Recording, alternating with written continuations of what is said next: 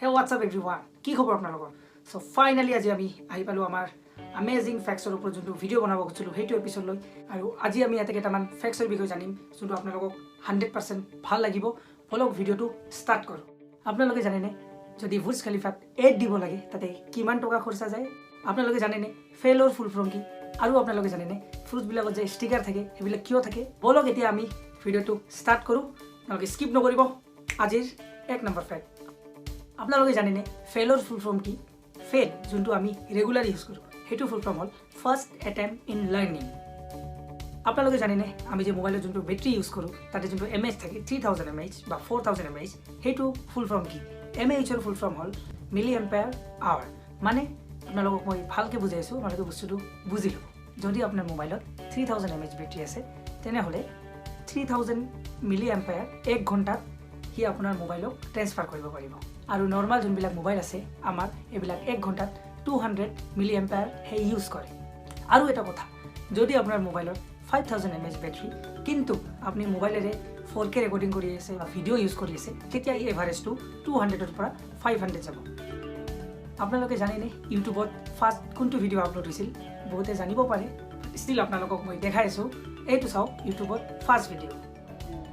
Alright, so here we are, one of the elephants, and that's cool. And that's pretty much all there is to say. আপোনালোকে জানেনে আমি যোনবিলাক fruits খাওঁ সেইবিলাকৰ যোনটো sticker লগা থাকে সেইটো ষ্টিকাৰৰ মানে কি? যদি আপোনালোকে ভাবি আছে যে ষ্টিকাৰটো থাকিলে ফ্ৰুটটো ভাল তেনেহলে আপোনালোকে একদম ৰং।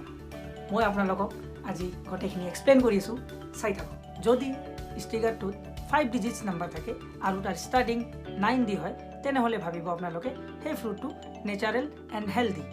আৰু যদি ফলত নাম্বাৰটো 5 ডিজিটছত থাকে আৰু তাৰ ষ্টাৰ্টিং হয় 8 ৰ পৰা তেনেহলে ভাবিব জেনেটিক্যালি মডিফাইড হয় সেই ফলটো।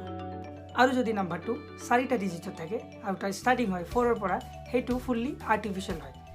আৰু এই ফলবোৰত বিভিন্ন ধৰণৰ কীটনাশকৰ ব্যৱহাৰ কৰা হয়।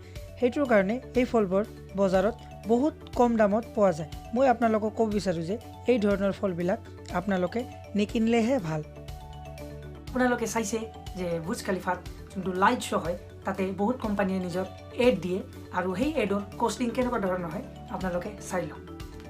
যদি বুৰ্জ খলিফাত 3 মিনিটৰ এটা এড চলাব লাগে তেনেহলে ডুবাইৰ কাৰেন্সি 2.5 লাখ দিৰহাম দিব লাগে আৰু এইটো আমাৰ ইণ্ডিয়ান কাৰেন্সিত হ'ল 50 লাখ ৰুপিজ। আৰু এইটো হ'ল আপোনালোকৰ নৰ্মাল ডে চাৰ্জেছ। উইকেণ্ডৰ 3,50,000 দিৰহাম লাগে। আৰু এটা কথা বুৰ্জ খলিফাত এনি টাইম এড চলি নাথাকে। ইয়াৰ এটা নিৰ্দিষ্ট টাইম আছে সেইটো হ'ল ৰাতি 8টাৰ পৰা 10টালৈকে। আৰু এডৰ লগতে আপুনি পাব লাইট শ্ব' আৰু যোনবিলাক ৱাটাৰ শ্ব' আছে সেইবিলাকো চিং কৰি দিয়ে, সেইটোৰ কাৰণে ইমান চাৰ্জেছ লয়। আৰু যেতিয়া বুৰ্জ খলিফাত ইণ্ডিয়া বা বেলেগ দেশৰ ফ্লেগ দেখুওৱা হয় তেতিয়াহ'লে ডুবাইয়ে একো চাৰ্জেছ নলয়। আৰু এইটো চাৰ্জেছ নলোৱাৰ কাৰণ হ'ল ডুবাইৰ এটা বৈদেশিক নীতি আছে যোনটোৰ দ্বাৰা ডুবাইয়ে বেলেগ দেশৰ লগত ফ্ৰেণ্ডশ্বিপটো দেখাব বিচাৰে। চ' আজি এইটো আছিল আমাৰ ভিডিঅ'। যদি আপোনালোকক এনেকুৱা ভিডিঅ' আৰু লাগে লাইক শ্বেয়াৰ এণ্ড ছাবস্ক্ৰাইব কৰি দিব চেনেলটোক। আশা কৰোঁ ভিডিঅ'টো আপোনালোকক বহুত ভাল লাগিছে। লগ পাম নেক্সট ভিডিঅ'ত। জয় আই অসম।